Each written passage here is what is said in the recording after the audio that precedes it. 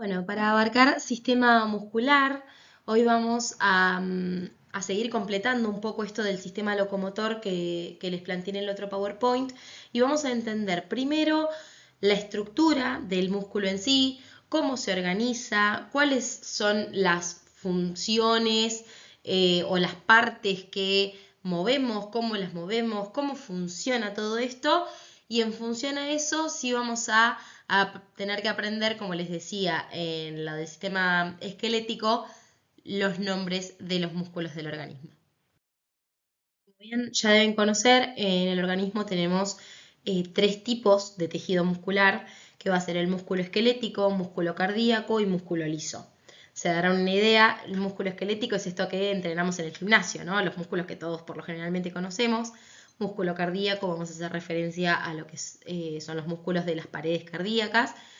Y músculo liso, por lo general, se encuentran los órganos huecos, las vísceras, los órganos internos, lo que son las paredes de las venas, de los vasos sanguíneos, de las arterias, de las vías respiratorias, del tubo digestivo. Vamos a ver un poquito las características de cada uno.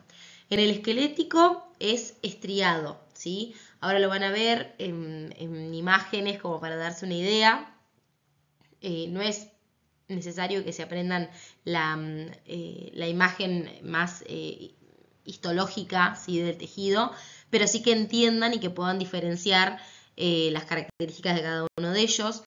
Tiene una contracción, nosotros nos movemos porque nosotros queremos moverlo. Entonces eso está controlado por el sistema nervioso somático. Muy poquitos músculos esqueléticos funcionan de manera inconsciente. La mayoría lo hace porque yo lo quiero hacer. Es decir, yo quiero levantar este mate y traerlo hacia mí. Entonces doy la orden a esos músculos para hacer ese movimiento, ¿sí? Si no, no es que sucede solo en mi cuerpo. En cambio, el cardíaco es exclusivamente el corazón, forma las paredes, ¿no es cierto?, cardíacas. También es estriado, es decir, que comparte esa característica con el esquelético, pero la contracción es siempre involuntaria. Es decir, yo no estoy pensando contraer el corazón, relajar el corazón, contraer, ¿se entiende? Es algo que funciona constantemente en nuestro organismo y se dice esto de que posee un marcapasos interno que genera el ritmo cardíaco o un automatismo para que nuestro corazón pueda latir con continuidad. La frecuencia cardíaca puede ser modulada por hormonas o neurotransmisores que van a ir alterando esta contracción cardíaca. Y en cuanto al músculo liso, se encuentra en órganos internos, como les decía al principio. No es estriado, por eso se le dice músculo liso exclusivamente, y la contracción es involuntaria, por ejemplo, con el peristaltismo, ¿sí?, que es nuestro tubo digestivo. Yo no estoy pensando para digerir mejor la comida en mover el intestino, ¿sí? Esto se mueve solo, entonces podemos decir que la contracción es involuntaria. Esos tres tipos de tejidos son los que van a conformar en sí el sistema muscular del organismo. Aquí les dejo esta imagen donde van a poder ver a grandes rasgos, ¿no? No es lejos de ser una imagen histológica, les puede ayudar a poder identificar estas diferencias cuando decimos que es estriado o que es liso y cómo encastran estas miofibrillas, que ahora vamos a ver bien cuál es la unidad funcional del músculo y van a entender un poco esta imagen también. El primero es el tejido muscular cardíaco. El segundo, bueno, hay un bíceps ahí, es control voluntario, músculo esquelético. Y por último, músculo liso, como les decía, un ejemplo es el tracto gastrointestinal. El sistema muscular tiene en sí 4 funciones generales y específicas a la vez en el organismo. Inicialmente tenemos la producción del movimiento corporal, porque los músculos esqueléticos junto con los huesos y las articulaciones son los que nos van a permitir movernos, movimientos globales y precisos, como caminar, escribir, por ejemplo, asentir con la cabeza. Todo eso me lo permite el músculo esquelético. La contracción muscular también es el mecanismo básico que genera el desplazamiento y a la vez la manipulación de las cosas. Esto que yo les decía, agarrar el mate y poder tomarlo es lo que a mí me permite hidratarme, comer, ¿sí? Entonces me va a permitir no solo desplazarme, que podría ser caminar o correr, sino también manipular los elementos para satisfacer todas mis necesidades. En el lugar número 2 tenemos la estabilización postural. ¿Por qué? Porque las contracciones en sí, sostenidas de músculos esqueléticos, lo que hacen es estabilizar nuestras articulaciones y mantienen nuestra posición, como por ejemplo la bipedestación, ¿no? Esto de estar parado sobre los dos pies. Entonces, por más de que uno diga no estoy usando los músculos porque, no sé, hoy no hice alguna actividad física, los estamos usando constantemente en cualquier tipo de movimiento corporal. No hace falta la exigencia para poder usar los músculos. Los músculos posturales, por ejemplo las cervicales, no sé si les ha pasado de estar mucho tiempo con la compu, y claro, después nos duele todo acá atrás, y la realidad es que no nos damos cuenta, pero nuestras cervicales, nuestros músculos cervicales, mejor dicho, están haciendo fuerza para mantener mi cabeza erguida, poder estar concentrada leyendo, supónganse un libro, un texto largo, y esa contracción por mucho tiempo después me va a generar un poco de dolor. Y todos estos movimientos posturales van a incluir ciertos que se van a activar de forma continua durante la vigilia, así durante el momento en el que yo estoy conservando mi alineación corporal, en el que yo estoy en posición súper relajados. En el lugar número 3 tenemos el almacenamiento y la movilización de sustancias. La realidad es que el músculo liso forma esfínteres que van a regular el almacenamiento transitorio en órganos huecos, por ejemplo, el estómago, la vejiga, ¿sí? Almacenando, imagínense, orina en la vejiga. Y las contracciones del músculo cardíaco van a impulsar la sangre, el músculo liso va a regular el flujo vascular y va a movilizar sustancias como la bilis, la enzima, la sangre, la orina, ¿sí? Y después tenemos el músculo esquelético que va a favorecer el retorno venoso y el drenaje linfático también. Como generador de calor, el músculo en sí es el precursor de la termogénesis. ¿Por qué? Porque la contracción muscular en sí produce calor. Entonces ese movimiento que yo hago para generar una contracción va a generar calor y esto es esencial para mantener la temperatura corporal. Imagínense que el cuerpo es como una máquina que tiene que trabajar a una temperatura en particular, ¿no? Muchas veces nosotros vamos a imprimir algo y después de imprimir mucho la máquina funciona y de repente se nos sobrecalienta la impresora y deja de funcionar. En nuestro organismo pasa lo mismo, ¿sí? Si está a mucha temperatura o a muy poca temperatura, deja de funcionar.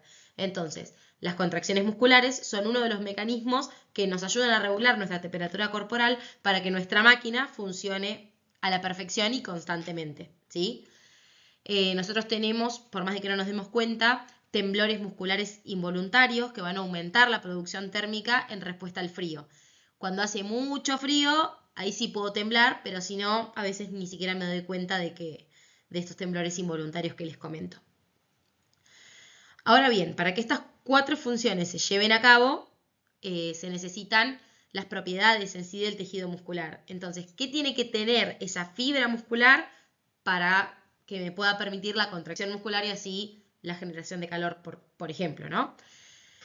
Son 4 las propiedades. Inicialmente tenemos la excitabilidad eléctrica, que tiene que ver con los autorrítmicos o los químicos que lo regulan, que es la capacidad de generar potenciales de acción en respuesta a estímulos. Lo van a ver en las próximas clases cuando vean lo del sistema nervioso, pero a raíz de que yo tengo un potencial de acción, o mejor dicho, de que tengo un estímulo, puedo generar una contracción muscular gracias a un potencial de acción que tengo la capacidad de generar. En el músculo, como les decía, pueden ser autorrítmicos como el marcapasos cardíaco o químicos como los neurotransmisores, las hormonas, ¿sí? O algún cambio de pH, por ejemplo, también puede ocurrir. Esta propiedad que les comento se comparte con las células nerviosas, que como les decía es el sistema que sigue, sistema nervioso, así terminan de comprender también algunos de los mecanismos. Después tenemos la contractilidad, que es la capacidad de generar tensión al activarse por un potencial de acción y que puede producir contracción isométrica o isotónica. La isométrica es sin acortamiento, por ejemplo, sostener un objeto. Yo lo sostengo, ¿no es cierto? Y estoy haciendo una contracción isométrica, que lo estoy sosteniendo en el aire, yo estoy agarrándolo con fuerza y nada más. Ahora, Si yo digo, bueno, una contracción isotónica, que es con acortamiento, es levantar el objeto, es hacer este movimiento, ¿sí?, en el que yo voy a manipular. No es solo el sostén del objeto, sino levantar un objeto. Eso para que se den un ejemplo. Igualmente pueden buscar algún otro ejemplo que les ayude a entenderlo bien. Después tenemos la extensibilidad, que es la capacidad de estirarse sin dañarse dentro de límites fisiológicos. Seguramente a alguno le ha pasado de estirar en demasía algún músculo y de repente nos duele y tenemos cierto límite fisiológico para algunos movimientos. Entonces, siempre que estemos hablando de los límites fisiológicos, lo que nos permite es poder estirarnos sin dañarnos. Si yo quiero llegar hasta, no sé, la mesa y me estiro, eso me lo va a permitir una de las propiedades del tejido muscular. Un ejemplo, por ejemplo, podría ser el estiramiento que sufre el estómago cuando yo como mucho. Como mucha cantidad, entonces mi estómago se empieza a agrandar al llenarse, ¿sí? Entonces eso podría ser una elasticidad. Y de elasticidad es la capacidad de recuperar la forma y la longitud originales tras la contracción, ¿sí? O el estiramiento. Es decir, bueno, yo me estiré para agarrar algo, ¿cómo vuelvo a mi lugar? Yo comí mucho, mi estómago se estiró, bueno, después se vuelve a achicar, digamos, recompone su forma, y eso es gracias a la propiedad de elasticidad que tiene el tejido muscular. A partir de aquí van a ver que le pongo muchas imágenes para que puedan entender exactamente el nivel de organización, ¿sí?, de las partes musculares. Ustedes tienen aquí, a ver, tenemos el hueso, ¿sí? Y acá es donde yace, que lo vimos en el sistema locomotor, a través de un tendón, que es algo cartilaginoso, la unión a un músculo, ¿sí? Esta vendría a ser la inserción con el hueso. Entonces, este es el hueso, acá tenemos el tendón, que se va a unir al periósteo, como nombra acá arriba, y de ahí comienzan las partes del músculo. Esto vendría a ser un corte, ¿sí?, transversal, donde se ven todas las unidades funcionales del músculo en general, tal como lo conocemos, ¿sí?, en su estructura macro. Yo aquí les hice este cuadrito donde nombra el epimicio, el perimicio y el endomicio, que vendrían a ser esta parte, ¿sí?, donde tenemos el perimicio, que va a ser esta unidad funcional, el epimicio, que va a ser toda esta estructura, ¿sí?, y el endomicio, que lo van a ver aquí mejor descrito, que esto lo van a tener que hacer zoom en la imagen, ya sea del Power o de la bibliografía, para poder verlo mejor. Y de ahí se van como desprendiendo, ¿sí?, en función de este corte transversal que les digo, hacia cada vez más micro la estructura de organización. Ahora lo vamos a ver mejor en una imagen que sigue. Como les fui diciendo, el músculo en sí va a estar compuesto de varias fibras musculares esqueléticas, que son multinucleadas, largas, cilíndricas. Cada fibra está rodeada por una membrana plasmática llamada sarcolemma, que contiene túbulos G para contener potenciales de acción. Todo esto que vamos a ver ahora, que lo vamos a repasar, lo van a ver en la imagen que sigue. Y sí les pido que después, cuando estén estudiando, contrasten la imagen que sigue con esta teoría y puedan identificar cada una de las estructuras, ¿sí? El citoplasma se denomina sarcoplasma y contiene, bueno, las miofibrillas, las mitocondrias, el glucógeno y la mioglobina. Y la organización interna de las miofibrillas en sí es que están delimitados por línea Z y va a contener distintas bandas. Estas bandas van a sufrir después distintos cambios o van a tener distintos protagonismos en función a la contracción muscular. El tejido conectivo asociado, podemos decir que cada fibra está envuelta en el endomicio, los fascículos están rodeados por el perimicio y que todo el músculo está envuelto en el epimicio. Y estas capas se continúan en tendones o en aponeurosis, que son las que conectan el músculo al hueso con esta ramificación que yo les decía en la foto anterior, ¿sí? Después, bueno, cada fibra muscular, por supuesto, está inervada por una neurona motora que hace que ese músculo se mueva, ¿sí? Y tiene muy abundante vascularización que va a permitir el intercambio de oxígeno, nutrientes y metabolito, porque recuerden que cuando nosotros hacemos más actividad física, nuestro cuerpo o nuestro músculo, mejor dicho, nos va a pedir más cantidad de oxígeno. Entonces tiene que ver con que esa conexión existe y se debe a que está muy, muy vascularizado cada músculo de nuestro organismo, más que nada los esqueléticos. Esta es la imagen que les comenté recién. Acá tienen desde los mioblastos, cómo se va formando cada una de las capas. Acá tienen toda la descripción de cada uno. Y después esta imagen que la van a ver repetidas veces. Y cuando yo les decía los discos Z, hacemos referencia a esta parte, que es la unidad más pequeña de la fibra muscular en sí, o de la miofibrilla mejor dicho, que tiene que ver con que estos filamentos se van a contraer y las fuerzas que van a hacer para lograr el movimiento corporal.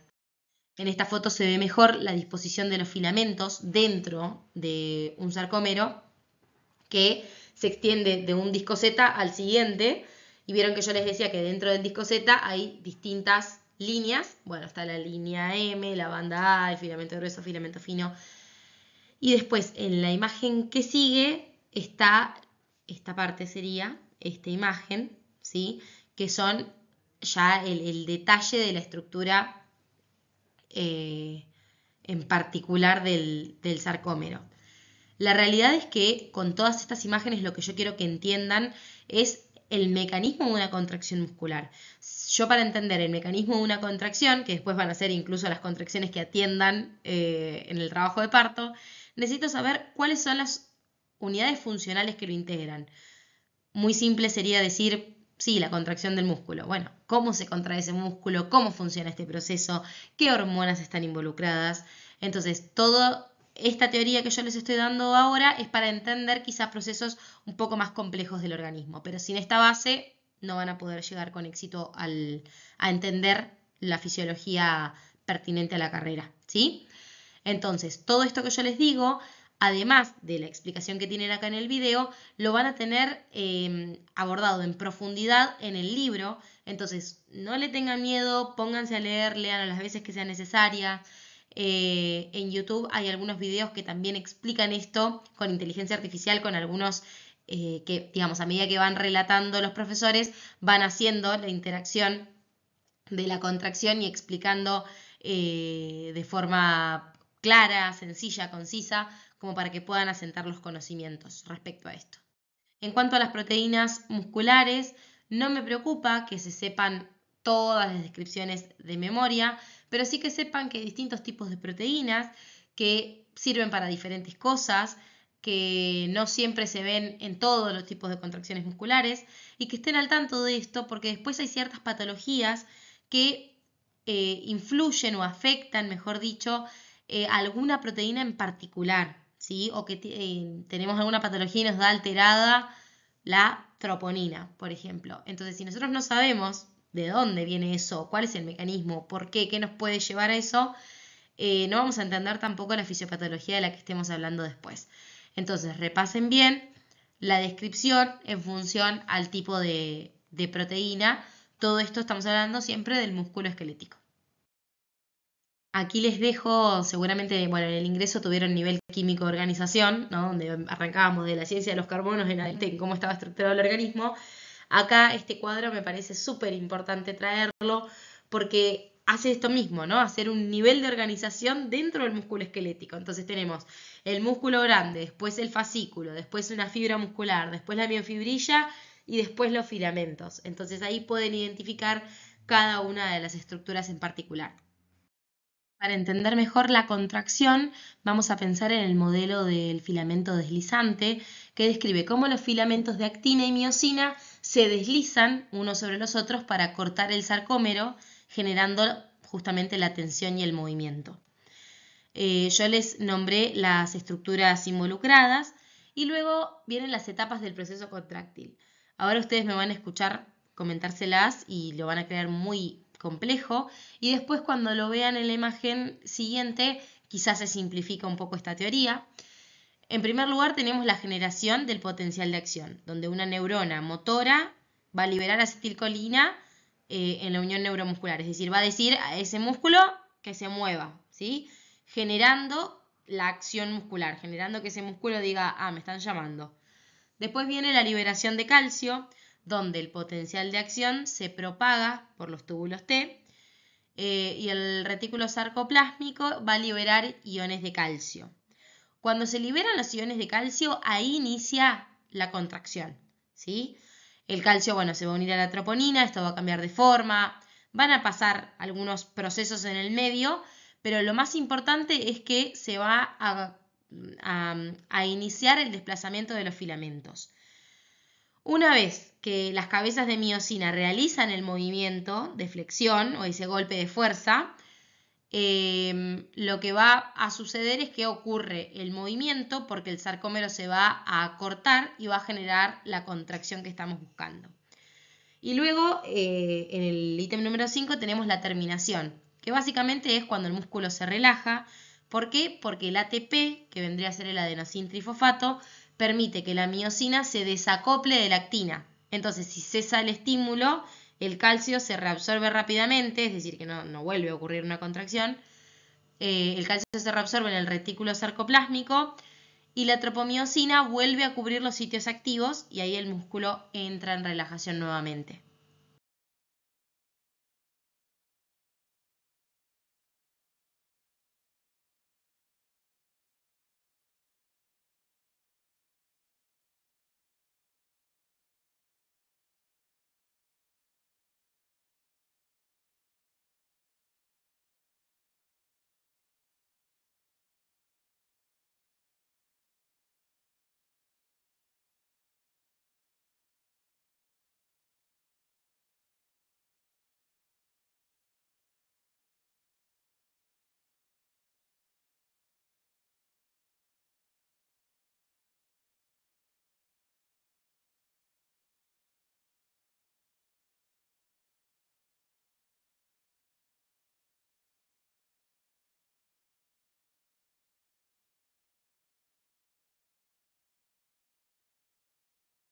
Luego lo que les propongo es que puedan contrastar la diapositiva anterior, donde se explica de manera detallada y por escrito todo el proceso, y luego esta imagen que nos simboliza bastante todo lo que estuve diciendo recién, y que puedan contrastarlas, ponerlas una al lado de la otra y entender, mirar esta foto, esta imagen, pudiendo revisar la teoría al respecto, y ahí van a entender la generalidad del proceso.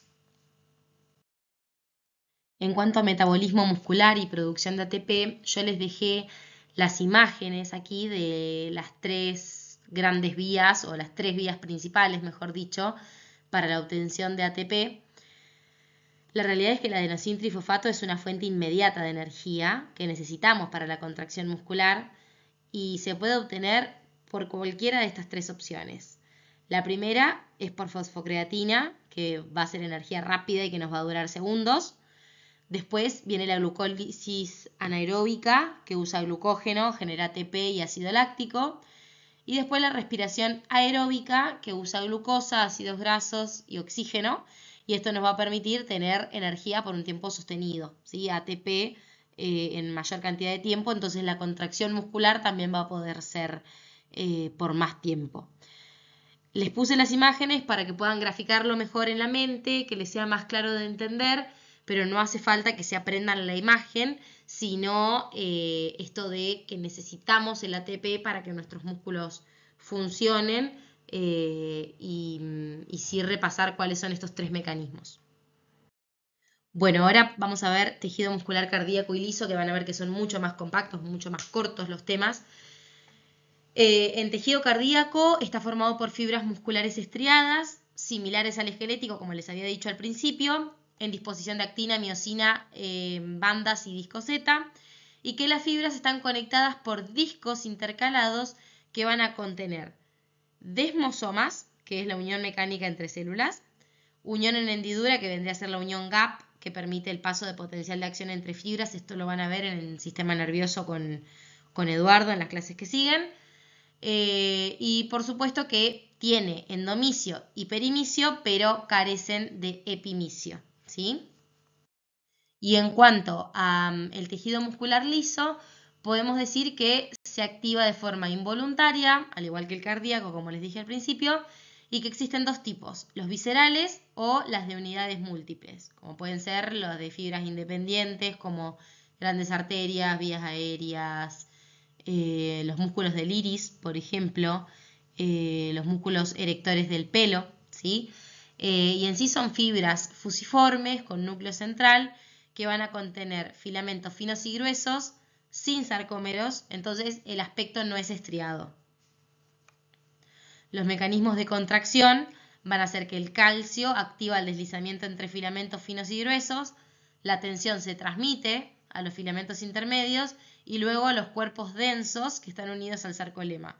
Entonces eso va a provocar el acortamiento longitudinal de la fibra y se va a contraer.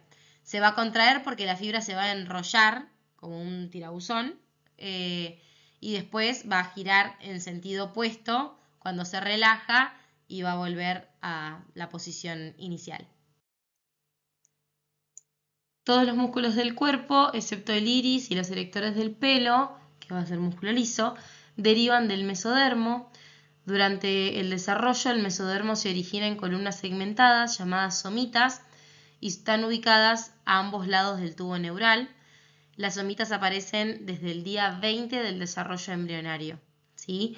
No necesito que profundicen este tema, pero sí que lo tengan en cuenta, porque después cuando vean todo lo que son las patologías del tubo neural, van a tener que retomar sobre este tema.